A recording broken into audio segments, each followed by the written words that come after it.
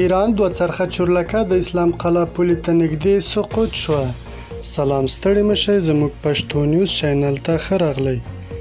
ایراني ځواکونه وایي چورلکه په داسې حال کې سقوط شوه چې یو ناڅاپه د تخنیکي عامل سبب وګرځید. ځینې سرچینې وایي چې د ایراني پولې ساتي ځواکونو پولې ته راوښتي ول چې له یادې چورلکه د طالب ځواکونو له لوري راکټي ګوزارونه پرې وشول او نسکوره شوه، خو تر اوسه طالب ځواکونو په دې اړه څه نه دي ویلي.